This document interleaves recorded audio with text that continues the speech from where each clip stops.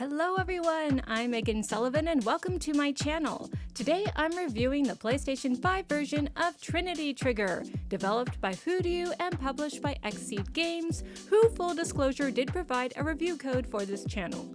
If you like this video, please like and subscribe and click that little bell and I'll be sure to keep bringing you all the RPG goodness. So what is Trinity Trigger? Well, Trinity Trigger is an action RPG about a boy named Scion who is desperately trying to avoid a fate in which he, as the Warrior of Chaos, must find and defeat the Warrior of Order, a battle that could have dire consequences for the entire world. Joining him on his adventure is Elise, a kind-hearted girl convinced a cataclysmic fight to the death does not need to happen, and the easygoing Xantis, a heroic warrior with a taste for alcoholic beverages.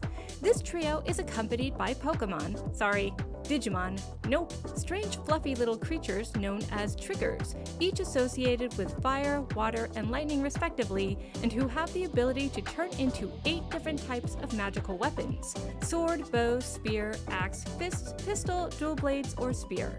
While in combat, players can freely swap between one of the 3 main characters or team up with 2 friends for some local co-op. I didn't have anyone else to play local co-op with for this review, so I can't speak to that. But I can speak to the rest of my experience with Trinity Trigger. And you know what? It was a positive experience. I genuinely like this game. However, let's be clear from the start. Trinity Trigger is not here to revolutionize the RPG genre. It's not terribly deep nor introspective. Instead, it aims to be a family-friendly, accessible affair, with its roots firmly planted in celebrated JRPGs of yore. And in that regard, Voodoo succeeds in its mission. While playing, I got huge Secret of Mana vibes, and as it turns out, that's not an accident. In an interview with Nintendo Life, the game's director, Isobe Takumi, revealed that was exactly what he was aiming for. He even got the composer for the Mana series, Kikuta Hiroki, to join the team.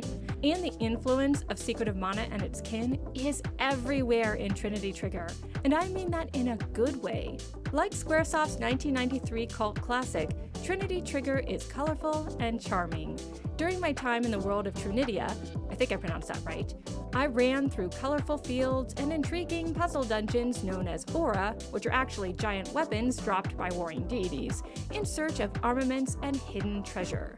These areas tend to be on the smaller side, but thanks to a series of mostly helpful maps, an unobtrusive heads-up display that tells you the number of hidden treasure boxes nearby, and subtle environmental markers hinting at where said treasure might be, exploration is an enjoyable pastime. Okay, I was a little annoyed by a couple of environmental puzzles late in the game. For example, there was one where I had to keep hitting light switches in the right order to get to the next area, and it really bugged me. But even that wasn't overly complicated. Most of the puzzles are intuitive, and I appreciate that every puzzle dungeon and every town I snoop through looks and feels distinct. Yes, you get the predictable RPG tropes of snowy fields, flowery meadows, sun-dappled forests, etc., etc. But the bright colors and cartoonish design are awfully pretty to look at. I even like the character portraits, which, fun fact, were designed by Kazuma Raita, the character designer for Xenoblade Chronicles. I'm not as crazy about the 3D models, but they're serviceable and kind of cute, I guess. Something else I enjoyed is the unique toe-tapping music, which, as I mentioned before, is composed by none other than the man behind the music for the Mana series, aka Seiken Densetsu series, Hiroki Kikuta.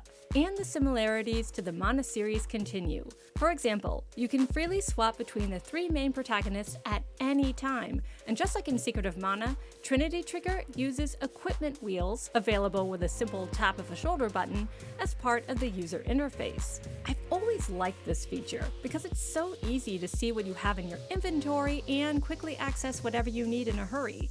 The equipment wheel even lets you assign shortcuts for crucial items like healing potions, making access to your inventory even easier. This keeps the combat fast and engaging. The combat itself is self-explanatory. You simply walk up to monsters and whack them with your weapon of choice while dodging incoming strikes. Since you can string together one light, medium, and heavy attack in rapid succession, going above this number depletes your stamina, and each type of attack consists of 2 upgradable options, there's multiple ways to hack and slash your way through enemies. Which is a good thing because as cute as they are, monsters in this game are surprisingly tough if you're not careful. More than once I got absolutely hammered by what looked like rogue Pokemon because I used the wrong weapon, forgot to trigger my weapon aura gauge, which grants a temporary attack buff, or didn't have the right Manatite, stat boosting gems that make it harder for your heroes to be poisoned or allow them to hit harder. These gems can be crafted using money and resources dropped on the battlefield, although you need to buy or acquire a recipe first. Once you do, a cheerful character named Lime will happily make Manatite for you. Although to be honest, if you have enough money, you can buy them from a merchant, or wait for a monster to drop a random Manatite gem after you defeat it. But no matter how you acquire them, you'll need a lot of Manatite. In an impressive bit of customization, all 24 weapons in the game, remember 8 for each character, come with 3 Manatite slots, and every character has an additional 3 slots in their armor. With a variety of Manatite to choose from, there's all sorts of intriguing combinations you can come up with in order to be as effective as possible in battle, which adds a nice bit of strategy to the gameplay. But the best part of all this customization is how I can reconfigure a character's armor, Manatite, and weapons at any time, even in the heat of battle. This is an especially useful feature since enemy bosses are prone to change up their defenses in the middle of battle, which means an immediate change in tactics is in order. Now, I'm not gonna lie, towards the end of the game, it was a real juggling act trying to keep track of what all 3 of my characters were doing, especially on a crowded battlefield. Not only did I have to constantly swap out their weapons and Manatite in order to keep up with an enemy's evolving attacks, but I had to ensure that my AI-controlled characters didn't die because they were oblivious to an incoming area of effect spell, or firing their weapon at a pillar that was blocking their target, or just walking into icy, spiky traps. It's not that the AI is completely stupid, but I can't tell you how many health potions I wasted because my heroes were running straight into danger even while I was trying to guide them around it. Clearly, my characters would benefit from me having a couple of people jump into the local co-op mode. Still, I can't deny that when things weren't complete chaos on the battlefield, managing my characters on my own did add a bit of welcome strategy.